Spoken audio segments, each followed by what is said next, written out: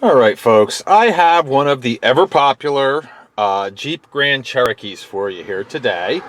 This one's a little bit different than what you would normally find in New Jersey. Those of you in the southern states, this might appeal to you because it is a two-wheel drive Jeep. It's not a 4x4. Okay, now, one of the nice things, like I said, it's a 2000. Start her up for you. And if you'll notice, the mileage, it only has 123,525 miles. For a 15-year-old Jeep, that is actually really low mileage. It's been driven enough that it's not like a piece of crap and falling apart because it hasn't been driven, but yet it's, you know, not super high or worn out. And let's see what kind of equipment we got. We got power windows, down, that's your right rear, and up. This is your right front, down, up. Swing on around here and do your left rear, down and up. And of course the all-important driver's window, down and up. Let's see, horn, where are you? No problem. Wipers, there you go. Let's see, it's obviously, it's only about, let's see, I don't know if it'll be able to do this. It's got the lift gate, it's got the overhead console here. Yeah, it won't let me show you what the temperature is out because the lift gate's open. But anyway, it's cold out, so I can't check your air conditioner, but I definitely, once it warms up, will be able to check the heat for you. If you'll notice on the dash, there are no check engine or warning lights on, which you kind of hopefully wouldn't have that in something that's got this low a mileage, but you never know, even newer cars have it. It's a leather interior, which appears to actually be in pretty decent shape. As you can see, I mean, the Jeep definitely represents the mileage. Now let's check out the mirrors, see if they work. There you go, that one works. And that one works. Now, one thing I did notice is the mirrors are really loose. I don't know why that is. I've never seen it before, but it's kind of like if you go down the road at 70 or whatever, they might fold in on you. So you might want to stick a piece of paper or something under there to tighten it up a little bit. Radio, let's check that out, see if that works. Let's tune in a station here. There you go. All right, I can't comment on the CD player because there's no CDs, and I don't think there's any cassettes in there either. I don't even own a cassette anymore. It's got the automatic day-night mirror. Like I said, it's got the driver information center up here with all the trip computer and all that stuff in there. So it's a pretty good high level of equipment. It does have cruise control. As I said, it's leather seats, and it's a power seat. Now you see this thing's, you know, you can fix that, but there, that's that. So gizmo here, you can see the back go up and down, so that does work. All right, let's take a walk around the outside.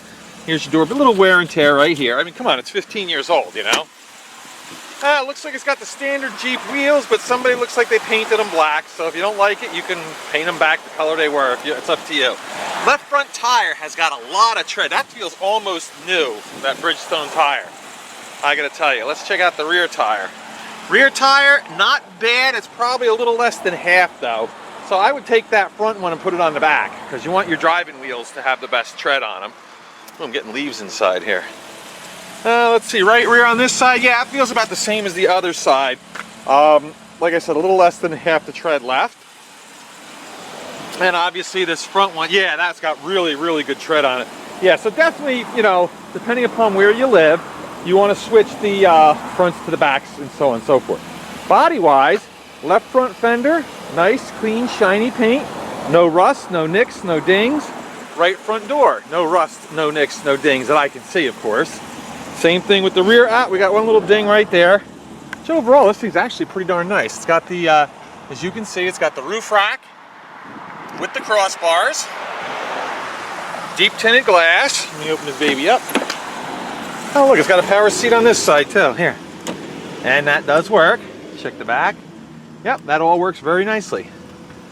As you can see, it's pretty nice and clean. It's just really sunny today and I have no shade, so it's kind of, I know it's kind of tough on you guys to see details, but there you go. Look at you. Look, even your armrest there is actually in really good shape, which is kind of unusual. There's your headliner. Now we'll do your door jamb. And you can see it's in pretty darn nice shape. Let's do your door frame here. And of course down here is the most important part. As you can see, very clean and rust free. All right, we're gonna move on to the back door now. What the heck? That one, let's see if it's unlocked. I think I just locked it. I think I'd have prepared a little bit better for this, but sorry.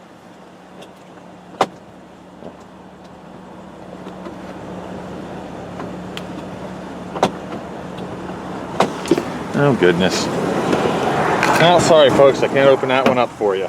I'm sure it works because I've seen all 4 doors open, but I'll investigate that later. All right, right rear quarter panel, very nice, very clean, no rust, very shiny. Coming on around the back, even a bumper for, you know, an older vehicle is not all beat up, as you can see. And we'll take a look underneath here. There's your underneath the vehicle. And of course, here's your back, which is nice. It's got the cargo cover, as you can see. It's got your cargo net. Yeah, pretty nice shape, actually. Well, let's open this up, I think. Oh yeah, there you go, full size, spare tire even. Very nice. Looks like all the tools are there and everything, so you're all set and good to go. All right, let's close this up. Looks like to me, the tailgate looks clean, shiny, with no defects. All right, here is the left side of the vehicle. We'll do the roof first. All right, there you go. This is your left rear quarter panel, as you can see. No nicks, no dings, no scratches, no rust. Left rear door. Oh, well, that side opens. Very good.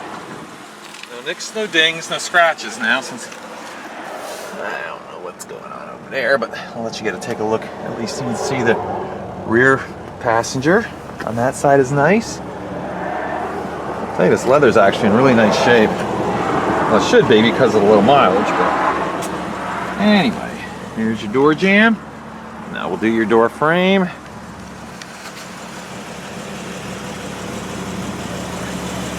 And you can see, again, no corrosion, no rust, which is surprising. Usually a 15-year-old Jeep, sometimes they have significant corrosion.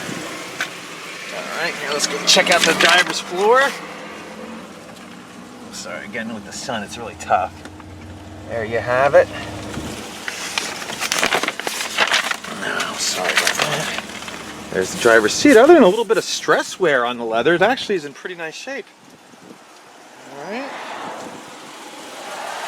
Go, there's your door jamb. We'll do your door frame. Yeah, this looks like about the only one. It looks like there's a little bit starting down here, which, believe me, for a Jeep of this age, that is really minor. But the outside of the door looks fantastic. Left front fender looks great. Overall, body-wise, this Jeep is in really, really nice shape. I mean, look at this. Nice, clear headlights. Clean grille, clear headlights. The bumper's in fantastic shape. Take a look-see underneath. There you go. And of course, one of the best parts of the vehicle is the engine, because this is that 4-liter straight 6. I don't want to use the term bulletproof, but I got to tell you, these things go hundreds of thousands of miles usually. This is really actually a pretty nice, vehicle as far as longevity. Gives you plenty of power, but yeah, I mean, for an SUV, you'll get some decent gas mileage. Let's rev it up for you.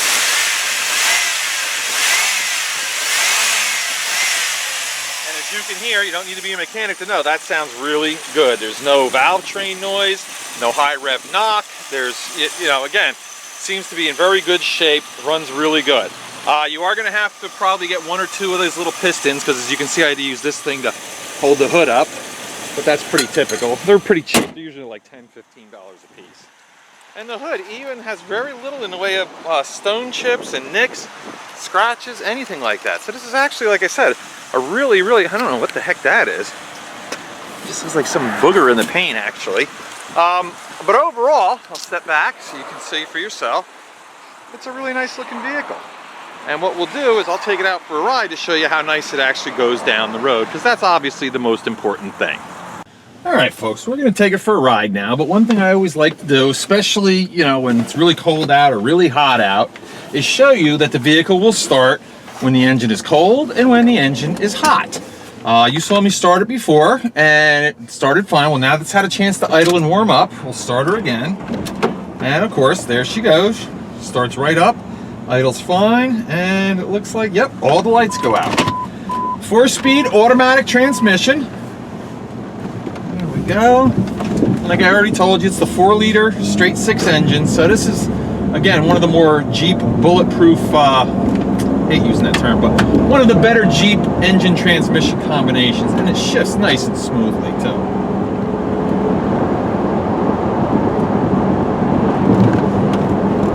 Hear a little rattle coming out of the back. Not bad. I don't know, it could be like a strut or something like that, but nothing that most people might not even notice it, but I feel compelled to let you guys know everything I hear.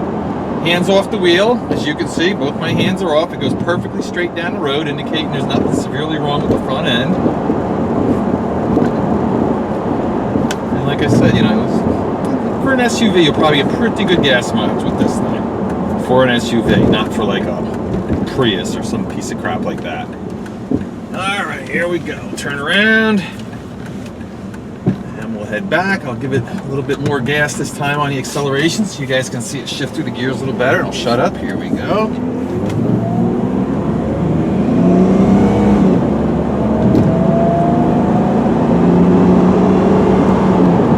Here we are, 60 miles an hour. So as you can see, it gets up to highway speed very quickly, no problems. Seems to run really, really nicely. Handles nicely, steers good. Yeah, so again, not bad. Last thing I'll do for you before we go back is I'm going to do a little brake test, and what that's going to consist of is me just pulling into this vacant lot across the street from my place, let go of the steering wheel, slam on the brakes, and see what happens. I'll try to describe to you, you know, how the brakes feel, but about the only visual cue you can get on the video is keep your eye on the steering wheel to see whether it swings wildly to the left, wildly to the right. That tells you there might be a brake balance problem, but I'll do my best to describe it to you. I usually hit this around 20-25. Here we go. All right, well, good news. I'm very happy to see that. This vehicle is equipped with anti-lock brakes, and one of the ways you can tell that is the steering wheel did its little dance, did a little jiggle. It's supposed to do that when you have anti-lock brakes because that's the, you know, the computer deciding which wheel needs the braking power. Whichever has the best traction, that's the wheel they hit the brakes to. That's how you can steer in a skid and not just go straight like in a car without anti-lock brakes. So it's a good safety feature, I think. Probably one of the best ones they've come up with, actually. All right, so let's do a little bit of a recap. This is a 2000 Jeep Grand Cherokee with 123,526 miles on it. Yeah, no lights, nothing hugely mechanically wrong with it. Like I said, the right rear door seems to be giving me a trouble. That could be the child safety lock giving me a problem, but I don't know. Again, it's going to be a very inexpensive SUV, and for the right person, you get a nice little tow vehicle, family car, whatever you want to call it. All right, we'll take one more walk around in the sun. I have it facing the sun this time instead of away like I did before, and that way you guys can get a better idea of the outside condition of the vehicle, which is actually pretty nice. There you go. Just show you one more time the dashboard. Oh man, this sun.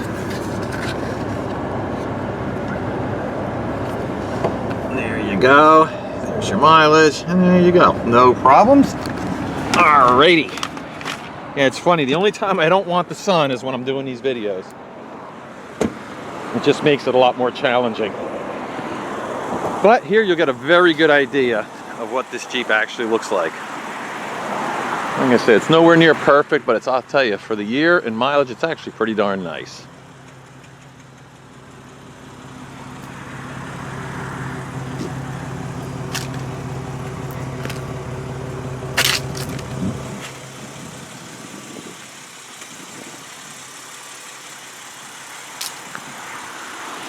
Well, there you have it, folks. So if anybody wants a nice, larger SUV that seems pretty reliable, seems to be run really good, this would be the one for you. Thanks.